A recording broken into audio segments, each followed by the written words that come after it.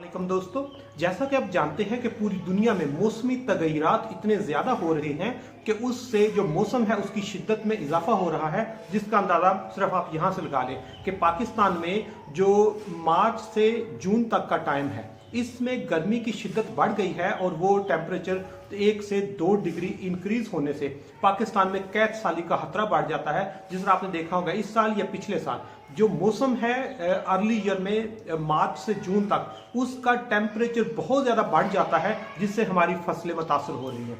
जबकि दूसरी साइड पर जो मूनसून है उसकी इंटेंसिटी भी बढ़ गई है। पहले जितनी बारिशें होती हैं, अब प्रेडिक्ट उन्होंने ये किया कि इस साल पाकिस्तान में जो बारिशें हैं 190% ज़्यादा होगी। मतलब पहले जो भी बारिशें होती हैं 190% उसमें मजीद इजाफा होगा, जिससे यकीनन हमारे से वो मैनेज नहीं हो पाएगा। और वो कह रहे हैं इस मूनसून की वजह से पाकिस्तान में सैलाब नहीं आएंगे, हादसाती सैलाब आएंगे।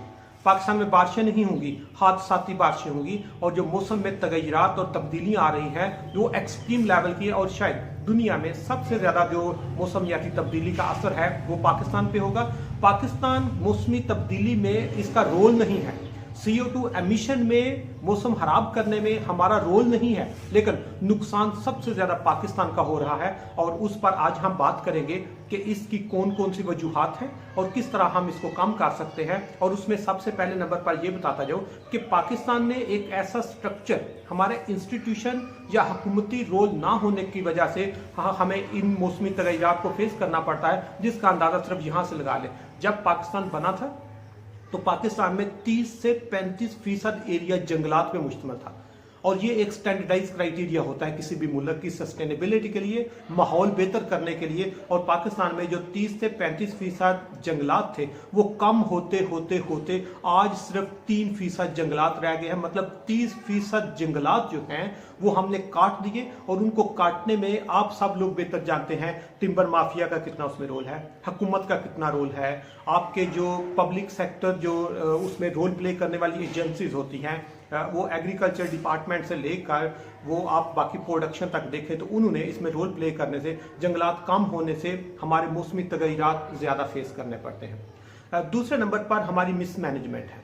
मिसमैनेजमेंट इस लेवल तक आप अंदाज़ा लगाएं कि पाकिस्तान पूरी दुनिया में तूफान पहुंचने से पहले, बारिश, सैलाब, जलजला आने से पहले उसकी फोरकास्टिंग कर दी जाती है और लोगों को सेफ जगहों पे पहुंचा दिया जाता है। लेकिन पाकिस्तान में जब भी कोई इस तरह के हालात होते हैं तो हमें 11th आवर पे पता चलता है। अचानक कहते हैं शाम को ऐलान होता है कि सुबह सैलाब आ जाएगा और 11th आवर पे जब लोगों को बताते हैं लोग ट्रांसफर नहीं हो सकते, लोगों को सेफ मकामात पर मुंतकिल नहीं किया जा सकता। और सिर्फ सेफ मकामात की बजाय जब लोगों को बता देते हैं फिर लोगों का रिस्पॉन्स भी बहुत स्लो होता है। लोगों को कहें कि सेफ जगहों पे चले, लोग जाना पसंद ही नहीं करते, लोग अपने घर को छोड़ना ही नहीं चाहते और वहां पर डूब जाते हैं। जिसका अंदाजा आप यहां से लगाएं कि पिछले साल जो सैलाब है इससे पाकिस्तान में 30 लाख लोग मुतासर हुए थे और वो मुतासरीन अभी अपने घरों में नहीं पहुंच सके, तो हमें नेक्स्ट हादसाती सैलाब जो है उनकी पेशीन गोई कर दी गई है। ये एक दूसरा बहुत बड़ा फैक्टर है।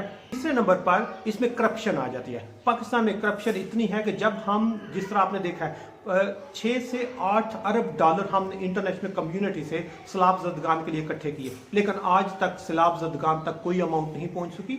उनको नए घर नहीं बनाए जा सके, उनको सहूलियत नहीं दी जा सकी, उनके कारोबार को नहीं चलाया जा सका। मतलब जितनी अमदाद आई है वो पता नहीं कहाँ पे चली गई है। और आप लोग बेहतर जानते हैं कि पाकिस्तान में उनकी डिस्ट्रीब्यूशन कैसे होती है। तो इसलिए जो पूरी दुनिया या पाकिस्तान के अंदर जो दर्द दिल रखने वाले लोगों ने मदद की, उस मदद से उन लोगों की जिंदगी में कोई तब्दीली नहीं आई, जिसका सबसे बड़ा जो इंडिकेटर है वो करप्शन है। इसलिए इन 3 मेजर फैक्टर की वजह से पाकिस्तान में जो सैलाब हैं ये हादसाती सैलाब बन जाते हैं, ये जो बारिशें हैं ये हादसाती बारिशें बन जाती हैं। और ये जो मौसम की शिद्दत है ये एक्सट्रीम लेवल पे चली जाती है, क्योंकि इसमें हम लोगों ने अपना रोल ही प्ले नहीं किया।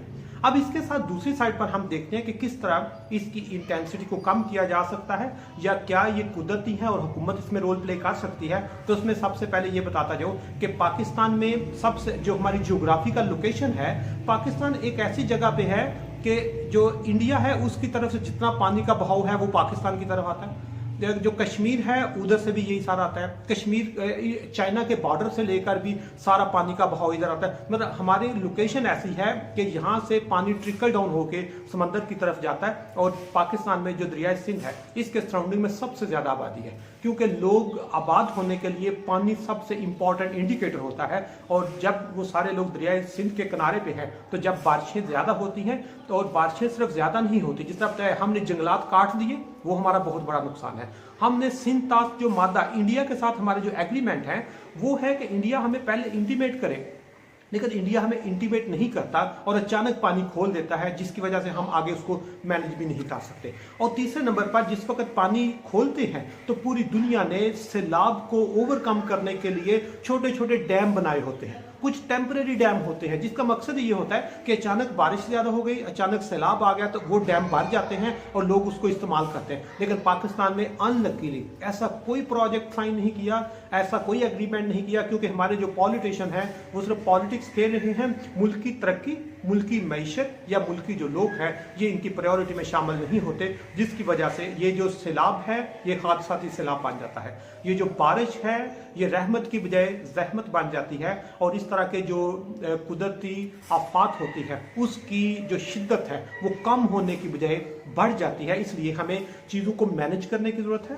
हुकूमती सतह पर इसको प्रायोरिटाइज करना चाहिए और इस तरह के अदारे बनाने चाहिए कि हम इस तरह के सैलाब से निमटने के लिए हमारे पास स्ट्रेटेजी हो। अदरवाइज वो कह रहे हैं इस साल भी 3 मिलियन से ज्यादा, 30 लाख से ज्यादा लोग सैलाब से मुतासर होने का खदशा है, और सिर्फ ये मुतासर नहीं होंगे, इसके साथ पाकिस्तान में एग्रीकल्चर जब डिस्टर्ब होगी, फूड की यानी खुराक की कमी होगी, और अगर खुराक की कमी होती है तो उससे प्राइसेस बढ़ेगी और आम बंदे की माशी मुश्किलात कम होने की बजाय ज्यादा होती जाएगी।